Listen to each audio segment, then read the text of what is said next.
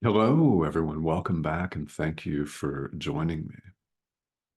We're going to have a very practical discussion that touches on some of the deep, fundamental principles of A Course in Miracles. These deep, foundational principles that are extraordinarily simple in statement, and in truth, they are extraordinarily simple, but we don't see them as such. In taking a look at some very foundational and basic ideas today, the aim in having this conversation is to open up a gap, in a manner of speaking, to allow us to let the Holy Spirit in, to drop our iron fisted control, our obsessive need to control, order, and manipulate all phenomena, even for just a split second. If that's all you manage, that is enough. In fact, because the Holy Spirit is total and whole and complete, that is more than enough. The more we're able to drop our need, our obsessive need to control, the better. All of spirituality, whether you practice this course or not, is about learning to relax and trust. I've said that before. This is a centerpiece of today's discussion. It is an absolute centerpiece of it. That is the work. When you look at it, it's all about learning to relax and trust. So, as we study and practice A Course in Miracles, it is about learning to relax and trust the guidance of our inner teacher.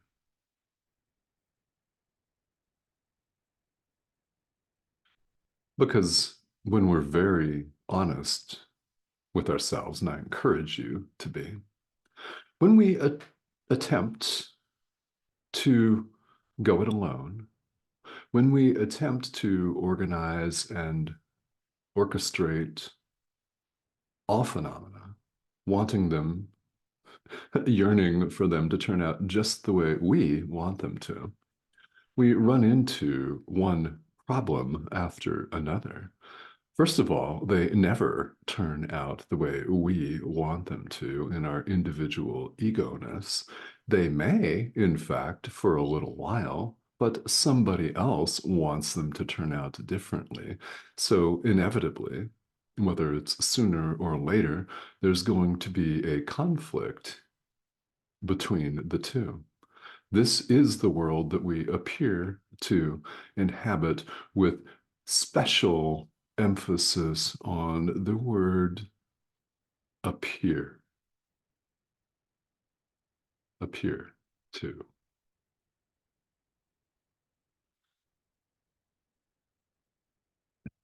In the very last video, the most recent, we spent quite a bit of time looking at the fact that all of this that we here see, this world, the physical body, what passes for our lives here, is a dream. It's a dream. Which leads me to a follow-up question that I once asked on the path. Okay, so this is a dream. Why are we dreaming it? It's a question a number of you have asked recently in one form or another. So let's address this right now, today. It's a perfect time. And what I'd like to do over the next few minutes here is share with you some of my own experience. Now, your experience may be different than this. What form our learning takes will differ. That's only the outward form. The content of our learning, the essence of it, is exactly the same. So I will share with you some of my own journey in asking these questions that I'm sure you've asked, or if you haven't yet, when you hear about it over the next few minutes, your mind might very well set to it. So I hope that what we're about to talk about is some help for you and some comfort. This is, in fact, a dream. Deep down, we all know that. But with our power of decision, which we never have lost and never will lose, we can choose to deny this. We can choose to go along with how we've been conditioned in the world, to think that this is us. This is my home, this frail 80% water thing with an extraordinarily limited shelf life. I mean, you may live to be 100 years of age or more. However, is that eternal? Of course not. Of course not.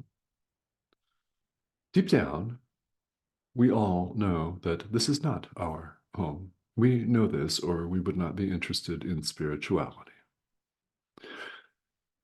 It's some variation of this thought, however conscious you are of it at the time or not, that gets us on the spiritual path to begin with.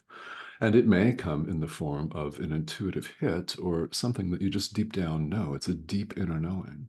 There's more to it than just this. Of course there is. There's more to it than just meeting this thing's needs for a measure of time, however long or short that may in fact be. Even that is highly variable. None of this is who, what, and where we are. And deep down, we know that. So this is a dream. Again, A Course in Miracles is far from the only spiritual tradition extant in the world right now to posit that. It is not the only one to suggest that this is illusion. All right, so let's start with that premise today. And if you have not seen the most recent video, I invite you to go back to that and take a look at it. That will help you with today's discussion, and it may inform your practice, which is always my hope, by the way. All right, so if this world is not our reality, why are we dreaming this? You may ask yourself that question. A number of you have recently asked that question. Why are we dreaming this if this isn't us? Well, here's the answer. The true answer. We're not. We're not. What could I possibly mean by that? Well, the separation never occurred. This perceived separation from God never took place. As a corollary of that, we think we've separated from God. Therefore, we see all of our brothers as separate from us, 8 billion strong and counting, plus all of the additional life forms that exist right here on this round spinning illusion that wobbles on its axis and orbits another illusion, which we refer to as a star. I mean, it appears to govern our lives here. But the separation never occurred. When we accept what A Course in Miracles refers to as atonement for ourselves, central to this is the recognition, the acknowledgement, the acceptance that the separation never occurred. It never took place. This is a dream, remember. Because it never took place, what dream? What separation?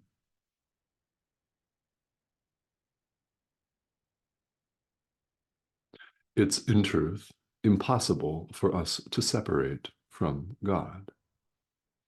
So when we're invited, and we are invited and encouraged and asked to accept atonement for ourselves, it seems to me that we focus on the wrong word. We focus immediately on the word atonement and all that it conjures up in our mind, which may very well involve sin and transgression and crime and punishment and damnation, unworthiness and death. I mean, we often think of atoning for an act or an omission, something someone did to us. We think of vengeance often. That's not what it is in A Course in Miracles. Atonement is the correction of our inner teacher, the correction of the Holy Spirit. We accept the correction of the Holy Spirit for ourselves. We don't see things as they are. We see them completely backwards, inverted. We accept the right side upping, so to speak, of our thoughts. We accept the correction of our inner teacher. And it occurs to me that very little emphasis is ever placed on the word accept. Accept. We accept this for ourselves. We allow it. We don't attempt to stand in our own way and deny it, nor do we attempt to stand in our own way with our intellectual, supposedly rational thinking mind that we so adore and worship here in the world. This intellectual thinking mind can only get us so far. And we discover that as we study this course, don't we? It can only take us so far because spirituality is not about intellectual knowledge gathering. Is it important to understand what's being said here? Sure, of course. It is nowhere near as important to understand it intellectually as it is to experience it. Spirituality is about experience. Therefore, we learn this course through practical application.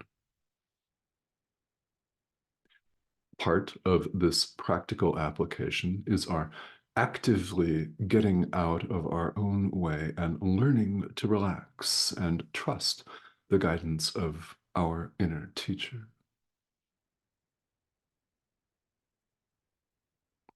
While we appear to inhabit the world, it's very helpful for us to remind ourselves that it is a dream. Ultimately, what dream? What separation? We're perfectly at home in God where we've always been. What dream? It never occurred. There are several passages and several places in A Course in Miracles that bear this out. First of all, it's this supposed separation is described as nothing and not even a blip. Jesus puts it, not one note of heaven's song was missed. In other words, it never took place. It wasn't even a blip. So that's directly from the Course. Also, It's stated that the separation never occurred. Central to the acceptance of atonement is our acknowledgement that the separation never took place.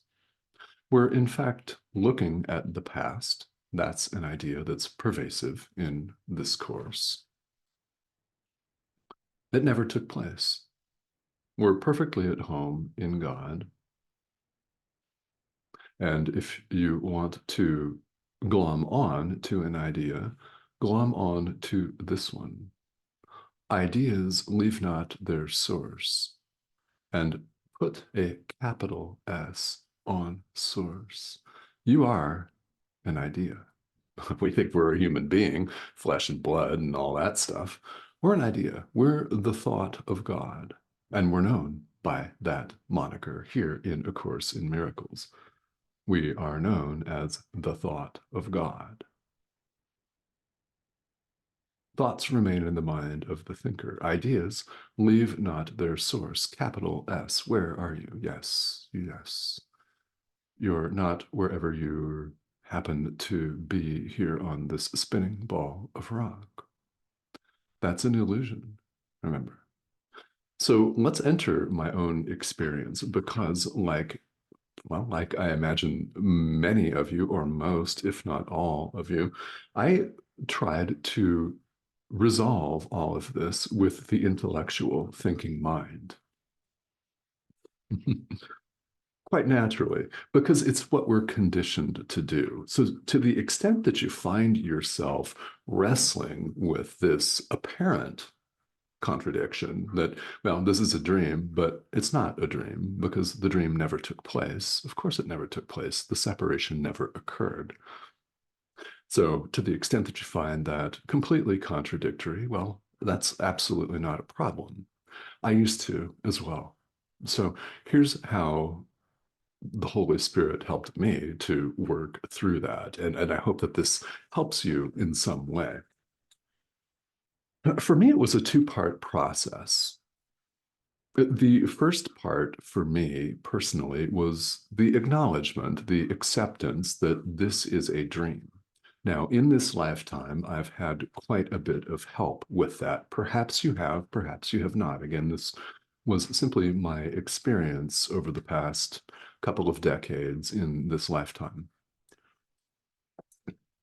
I spent a number of years studying Buddhism, specifically Tibetan Buddhism, and within that section of Buddhism, the Karma and Shangpa Kagyu lineages, to be exact. What does that mean? Not much. What I was invited to contemplate and remind myself of at all times, whenever I remember to do it, is that this is a dream. So when I say that A Course in Miracles is far from the only spiritual tradition to posit that this is a dream, I mean that. There are many traditions that say this. So I had some groundwork, some practical groundwork with that. But that is the first step here. Our mind, our conditioning does not want us to believe that this is a dream. We're conditioned to think we're all human beings, Homo sapiens sapiens, which, by the way, along with the entire Linnaean taxonomy, are a series of words, a collection of sounds that we've made up, that maybe he made up or other scientists have made up since then. And we've gotten together and decided that that's what we're going to call ourselves. They're symbols. All words are symbols. We're using symbols right now to communicate with one another. The words that you hear are symbolic. This is symbolic. It's a pixelated image on your screen. It's a collection of electronic dots, assembled and reassembled, somehow, I have no idea, in the form of a middle-aged man from Arizona.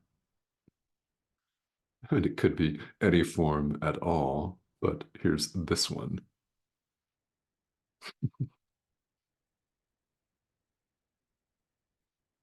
we're not conditioned to see this as a dream. Rather conditioned to see it as our reality. So, step one is to remind yourself often as you think of it, in fact, as often as it occurs to you, to state to yourself, this is a dream. That is a step one.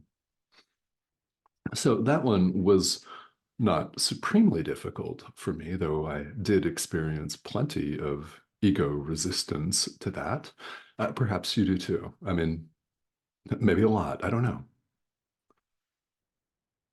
It's a dream.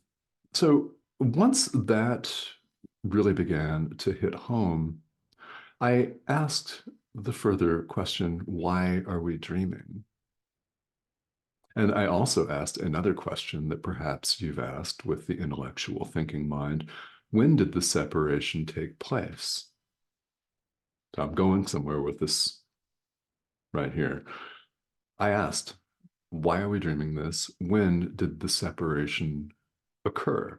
And I attempted, in my intellectual thinking mind, conditioned to think of time as this linear thing that extends from past to future in increments that we've made up. Just saying.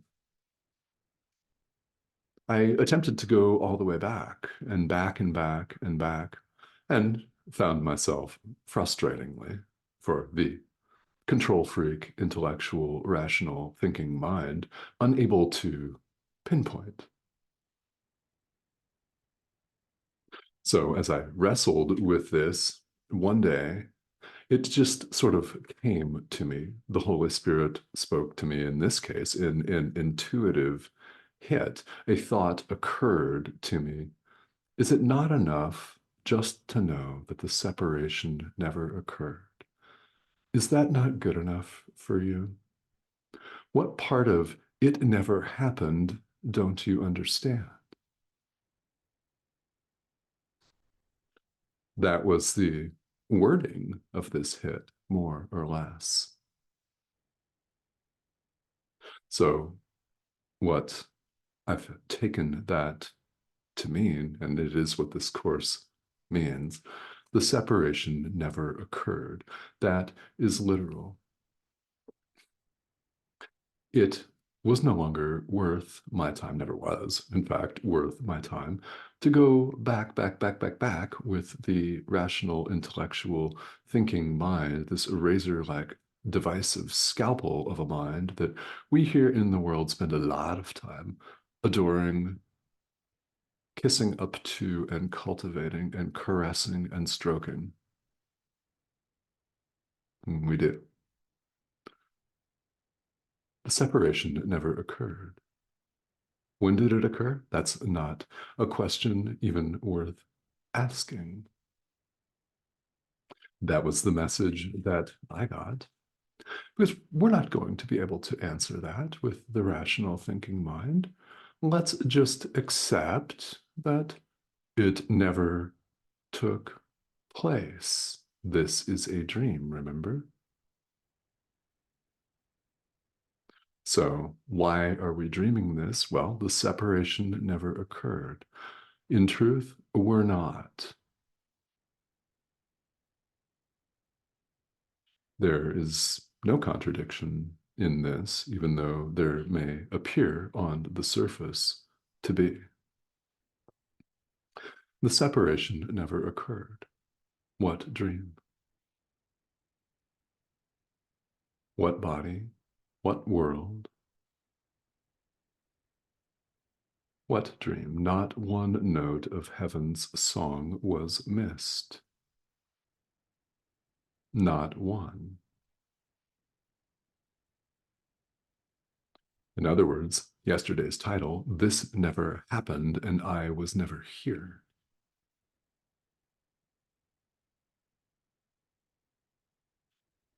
For me, the lesson was 100% about leaning into the guidance of our inner teacher and learning to relax and trust.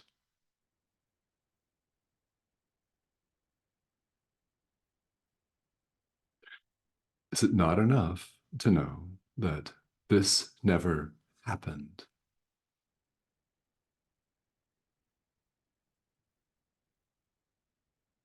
Is the loving message of our inner teacher not enough?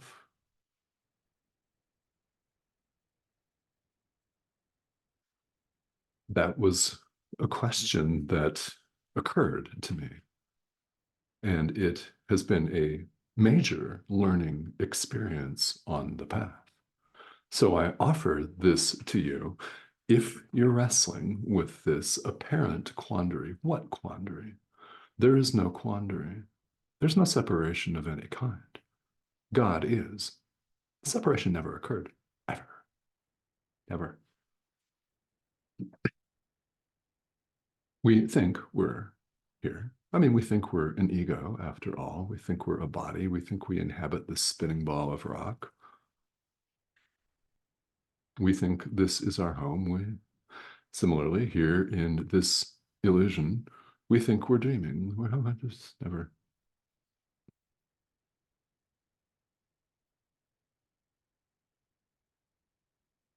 So, in my own experience, this was a very profound lesson in the limitations of the thinking mind.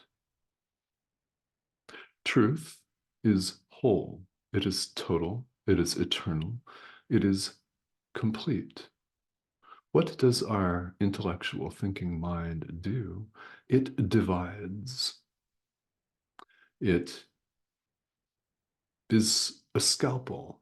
You could liken the intellectual thinking mind to a very sharp scalpel or a knife or a razor blade that slices and dices our experience into billions and trillions and quadrillions, many, many, many component parts, separate component parts, one skillful, incisive division after another, until we're dazed, confused, and anxious and frantic and longing to go home,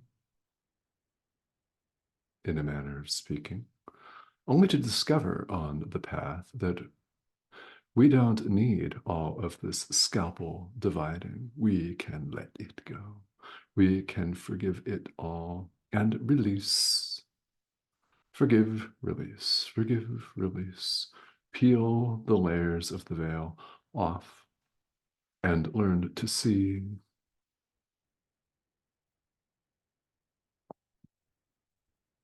Is it not enough that the Course tells us that separation never occurred?